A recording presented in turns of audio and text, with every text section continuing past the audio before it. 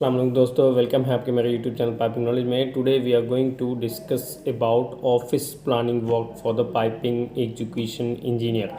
If you are a piping education engineer, then what we will do for the office planning work, because the planner engineer work is a different, okay, that he is working in the planning and budgeting and all those things for the working. But if you are a education engineer, then must be know about what is the role of your planning work activity, what we will do for the planning team.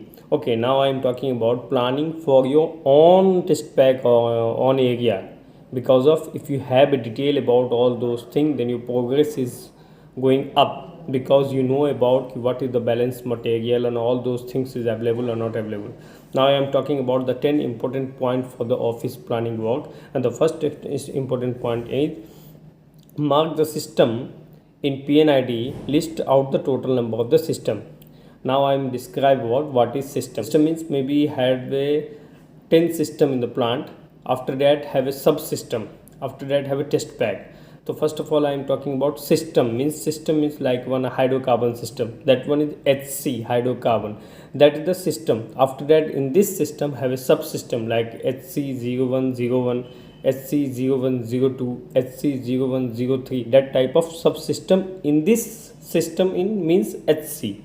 तो main system is here is hydrocarbon, that hydrocarbon have a system, after that have a small sub system, then sub system, after the sub system have a test pack. So in one system maybe have a 10 subsystem, maybe have a 20 of the test pack. As per the length or how much scope on that system is dividing the test pack wise. Okay, now I'm talking about mark the system number in the PNID. First of all, you mark how many system number in the PNID, means how much system in your scope. After the system, list out the total number of system. You make a proper list ki how much system available in my scope. First point it mark the system in the PNID. PNID में आपको mark करना होगा कि कितना system है हमारे पास. जैसे मैं बता रहा हूँ, हाइड्रोकार्बन का एक अलग सिस्टम हो गया, यूटिलिटी का एक अलग सिस्टम हो गया. यूटिलिटी में भी है नाइट्रोजन हो गया, एयर हो गया, चिल्ड वाटर हो गया, ये सब का एक अलग अलग सिस्टम है. उसके बाद आपका ड्रेन लाइन का एक अलग सिस्टम हो जाएगा, फायर वाटर का एक अलग सिस्टम हो जाएगा.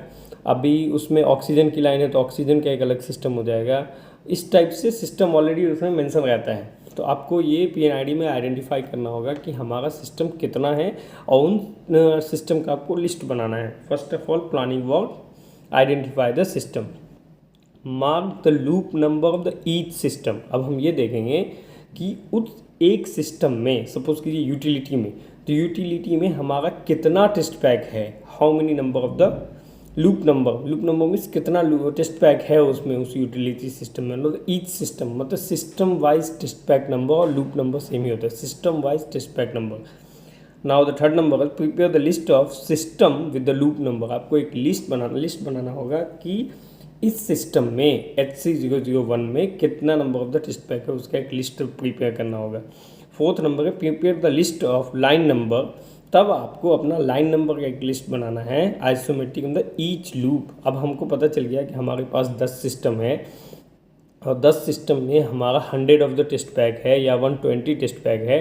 तो अब 120 टेस्ट पैक के अगेंस्ट में जितना भी लाइन नंबर आ रहा है वो आपको आइडेंटिफाई करना होगा.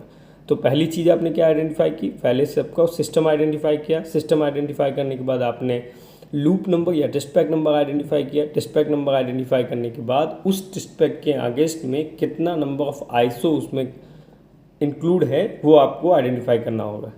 Okay, now do going to the fourth point, prepare the list of loop file with all related document. मतलब अगर आप प्लानिंग एग्जीक्यूशन में हैं तो आपको अपने सिस्टम वाइज का या अपने एरिया का या टोटल एरिया का आपको टेस्ट पैक प्रिपेयर करना होगा विथ ऑल रिलेटेड डॉक्यूमेंट. मतलब लूप फाइल में लगभग अप्रॉक्स 20 डॉक्यूमेंट या 15-16 डॉक्यूमेंट्स होते हैं, जो मैंने आपको प्रीवियस वीडियो में ऑलरेडी एक्सप्लेन किया है. तो वो कंप्लीट डॉक्यूमेंट आपको प्रिपेयर करना है, उसमें प्रिपरेशन करके एक फाइल बनाना है. Make a separate list of utility and process line. अब आपको एक लिस्ट बनाना होगा कि ये यूटिलिटीज़ की लाइन है, ये प्रोसेस की लाइन है. प्रोसेस की लाइन मतलब मेन हाइड्रोकार्बन्स की जो लाइन्स होती है वो प्रोसेस की लाइन होती है. यूटिलिटी का आपको मैंने ऑलरेडी एक वीडियो में एक्सप्लेन किया है कि उसका क्या क्या यूटिलिटी की लाइन्स होती है. वो 7-8 लाइन्स है यूटिलिटी का. जैसे नाइट्रोजन हो गया, एयर हो गया, वाटर सप्लाई हो गया, पोर्टेबल वाटर हो गया, चिल्ड वाटर हो गया, तो that's one is utility lines. उसी तरह हाइड्रोकार्बन्स की भी लाइट है या प्रोसेस की भी लाइन है। जो मेन प्रोसेस जो प्लांट आपने प्रिपेयर किया है या प्लांट आप कंस्ट्रक्शन कर रहे हैं उसमें मेन्स जो प्रोसेस का लाइन्स है वो आपका प्रोसेस का है, तो आपको एक सेपरेट लिस्ट बनाना है कि ये प्रोसेस का लाइन है और ये यूटिलिटी का लाइन है। Okay, collect the daily progress report from the contractor. अब क्या है कि आप इंजीनियर है तो अपने एरिया के कॉन्ट्रैक्टर से जो आपने हायर किया है, जो बंदा काम कर रहा है साइट पे, उससे डेली प्रोग्रेस आपको लेना है। Make a weekly progress report, फिर आपको वीकली प्रोग्रेस रिपोर्ट बनाना है।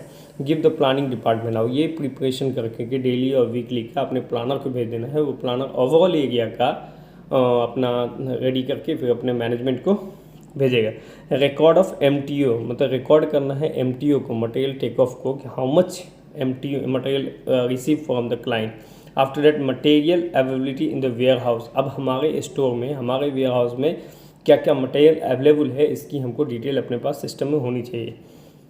इश्यू मटेरियल टू कॉन्ट्रैक्टर, अब हमारे पास मटेरियल है तो फिर हम कॉन्ट्रैक्टर जो हायर किए काम करने के लिए उसको हम लोग मटेरियल इशू करेंगे with the help of isometric drawing. आपको ड्राइंग वाइज ही मटेरियल हेल्प करना है, ये नहीं कि ये ड्राइंग का मटेरियल उसमें लगा दिए, उसका मटेरियल उसमें लगा दिए, तो प्रॉब्लम क्रिएट हो जाएगा लास्ट में।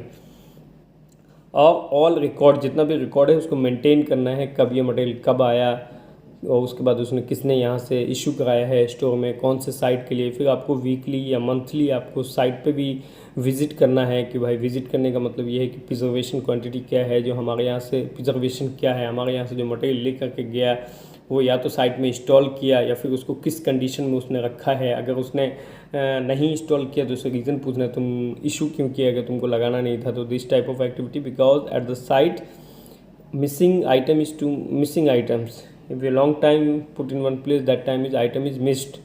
So it's better whenever you need that material, that time you give, maybe 1 or 2 days, 3 days before you can give the material, then it's possible to work in within 3 days.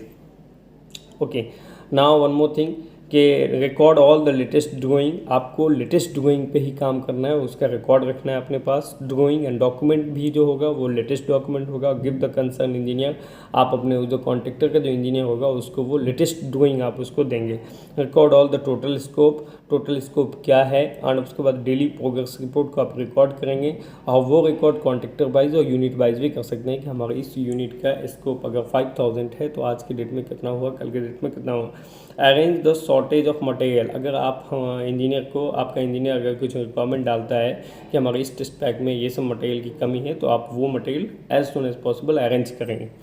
तो basically office planning, main planner engineer तो different है। अगर आप engineer हो तो आपको ये चीज़ें आइडेंटिफाई करनी होगी कि हमारे पास कितना सिस्टम है, उस सिस्टम में हमारा नंबर ऑफ टेस्ट पैक कितना है, और उस टेस्ट पैक में हमारा नंबर ऑफ आईसो कितना कवर हो रहा है। फिर आप जिस एरिया में काम कर रहे हैं उस एरिया का अगर टोटल काम आप ही कर रहे हैं तो टोटल नंबर ऑफ आईसो जो है वो टेस्ट पैक में इंक्लूड हुआ है कि नहीं।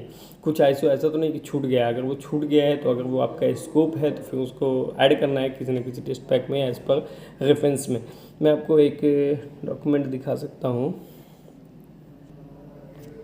तो basically as a planning engineer in the office work में, आप इंजीनियर है तो ऑफिस वर्क में बेसिक वर्क आपका यही है कि आपके लाइन में क्या सपोर्ट्स आ रहा है, क्या पैड क्या है, साइज़ क्या है, शेड्यूल क्या है पैड का, या सपोर्ट्स क्या है, या आपके लाइन के लिए क्या फिटिंग्स है, क्या वॉल लगना है, वो सब डिटेल अगर आपके MTO में ऑलरेडी है, जो मटेरियल रिसीव हो गया है तो ठीक, वेरी गुड।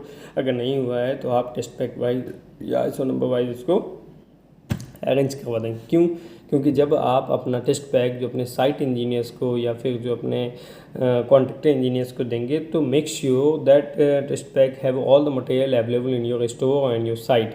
अदरवाइज कि maybe today working again tomorrow stop this work, that because of that material not available. This is the basic detail for the planning engineer at site office.